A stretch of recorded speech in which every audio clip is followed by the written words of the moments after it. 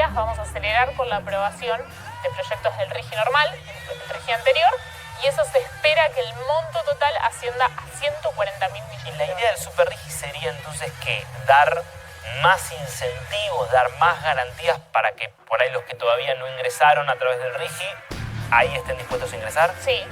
En las últimas semanas desfilaron algunos tributaristas por el Palacio de Hacienda, sobre todo el tributarista asesor principal del gobierno, quien es Milei a la Argentina, anunció que va a enviar al Congreso un proyecto para un Super RIGI, en el cual lo que se busca es apuntar a sectores que nunca existieron en la Argentina o no existieron hasta el momento. La realidad es que hay mucho hermetismo, sobre todo en la Cámara de Diputados, donde debería ingresar el proyecto, como también en el Ministerio de Economía, sobre la redacción de este proyecto, que supuestamente daría mayores beneficios que el RIGI original. Recordemos que es el régimen de incentivo a las grandes inversiones, en donde se bajaron muchos impuestos, se eliminaron otras, con el objetivo de atraer capitales a la Argentina en sectores estratégicos. A su vez, hace un par de horas, el ministro de Economía, en la entrevista que dio con la televisión pública, dio algunas precisiones sobre el RIGI normal, si querés llamámoslo, el RIGI a esta anterior. altura, perdón, ¿se puede considerar un éxito el RIGI, me parece, o no? ¿O todavía no está a la altura de las expectativas en términos de lo que llegó de inversión? En términos de anuncios, sí.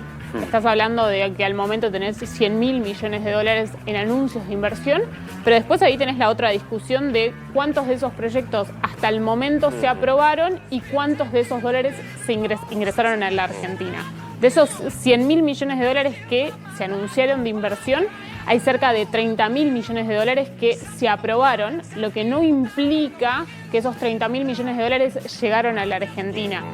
Este dato se expuso durante la presentación de Vladimir Werning, que es el vicepresidente del Banco Central, ante inversores en Washington, que si vos ves el ingreso y la salida respecto a capitales por el RIGI, estás hablando de 1.200 millones de dólares al momento. Claro, muy poquito todavía. Es muy poco, y este fue un punto sobre el que Caputo hizo hincapié esta semana. Dijo, en los próximos 30 días vamos a acelerar con la aprobación de proyectos del RIGI normal, el RIGI anterior, y eso se espera que el monto total ascienda a 140.000 millones. Y la idea del Super RIGI sería entonces que dar más incentivos, dar más garantías para que por ahí los que todavía no ingresaron a través del RIGI, ahí estén dispuestos a ingresar. Sí, la verdad, Dari, te soy sincera, prácticamente hay silencio cuando vos intentás indagar en el gobierno sobre cuál es la reacción de este proyecto.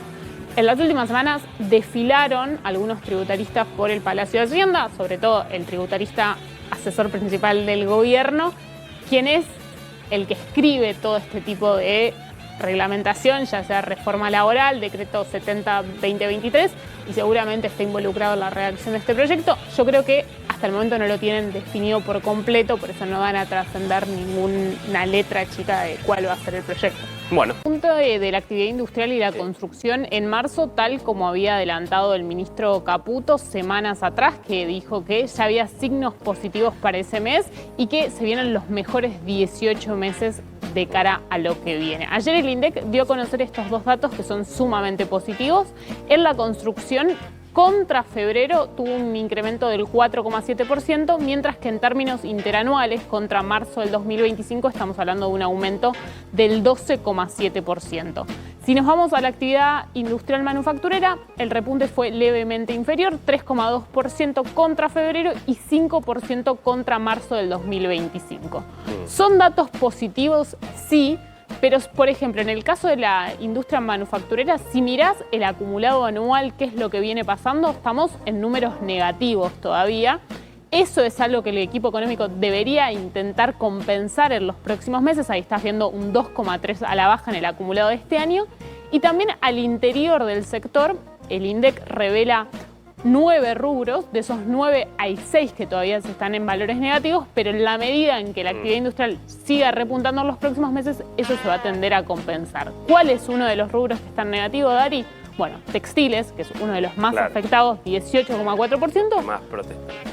Pero esto forma parte del modelo económico y, si querés, de los sectores que para el gobierno demuestran que no son competitivos, como no le preocupa al gobierno que la industria textil no recupere. Ahora, que la construcción estuviera tan baja era un problemón gigantesco, entonces que eso recupere es importantísimo. Era un problema y por eso, sobre todo Caputo, este dato fue positivo, el 4,7 de marzo, pero la gran expectativa del equipo económico es junio-julio, cuando se lleven a cabo las concesiones de los 9.000 kilómetros de rutas nacionales, que eso va a generar un mayor impulso y tienen en mente al menos empezar la licitación de otros 12.000 kilómetros, que ahí en el sector de la construcción hay más dudas porque estamos hablando de rutas nacionales que no son tan transitadas y que no habría tanto interés por parte del sector privado en hacerlas. Ahora, en cualquier caso, construcción te dinamiza toda la economía, digamos. Claramente. O sea, eso tendría ya un efecto por ahí. De a poquito empieza a sentirse en el bolsillo. Nuevos relevamientos de inflación. En la primera semana de mayo prácticamente no hubo variación de precios para la consultora LSG. Con esto se rompió la tendencia de las últimas 3 semanas previas en donde la inflación venía presionando, sobre todo en un rubro tan clave como había sido primera alimentos semana de abril, y bebidas. buen número, Sí. y después había empezado a recalentar. Y las últimas 3 de abril estabas teniendo inflación en alimentos y bebidas, que es un rubro con gran peso en el índice de precios al consumidor, en la inflación, y esto genera expectativa de cara a la inflación de mayo porque, recordemos, prácticamente hay consenso, Dari, en que la inflación de abril va a mostrar una desaceleración. Ahora la duda de los economistas está en qué es lo que pasa en la inflación de mayo. ¿Por qué se debió que no hubo variación de precios en alimentos y bebidas? Fundamentalmente porque la suba que tuvieron panificados, huevos y lácteos se compensó con la deflación que tuvo verduras del 2,3%. Ahora, el gobierno sigue creyendo que es posible que en algún momento del segundo semestre empiece con 0 el número de inflación.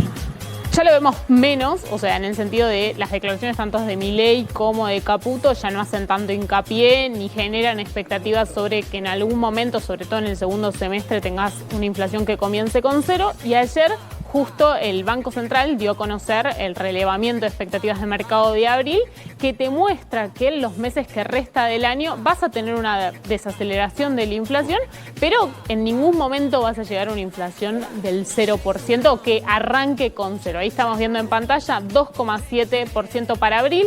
Esto es el top 10 de las mejores consultoras que más aciertan para el Banco Central. Mayo 2,4%, junio 2,3%, después julio vuelve a subir a un 2,4% y ahí sí, agosto 2,1%, septiembre 2,1% y recién en octubre un 2%, cerrando un año con una inflación del 33%. Por encima de 2025, que sería, digamos, en la previa de un año electoral, es un problema para el gobierno llegar con una inflación que el último dato de inflación anual por lo menos va a ser más alto que el anterior. Cuando aparte por presupuesto habló de un 10%, si bien nunca se cumplen las metas de presupuesto, pero me parece que eso es lo que dice Porque Darío. si cerraba con 25, Exactamente. haces negocio, me parece. Yo creo que si cerrás con 30 voy a hacer negocio porque terminás abajo. Nunca tenés que dejar de tener en consideración que el gobierno, el equipo económico, tiene herramientas en la mesa para hacer que la inflación desacelere más rápido. Ya lo estamos viendo en mayo, el gobierno tomó diferentes medidas, ya sea la boleta de agua de AISA de generar un nuevo tope. Antes el tope de aumento era 4% y ahora lo bajó a 3%. Bonificaciones extras en la boleta de gas de un 25%. También en la boleta de electricidad. Son medidas que toma el equipo económico en el marco de un argumento de que el mundo con el conflicto en Oriente Medio te lleva a que tengas precios internacionales del petróleo y gas más altos. Que es verdad. Que es verdad, pero que esto también te ayuda a que la inflación desacelere más rápido. Bueno, veremos. Emi. Lo pedís, lo tenés.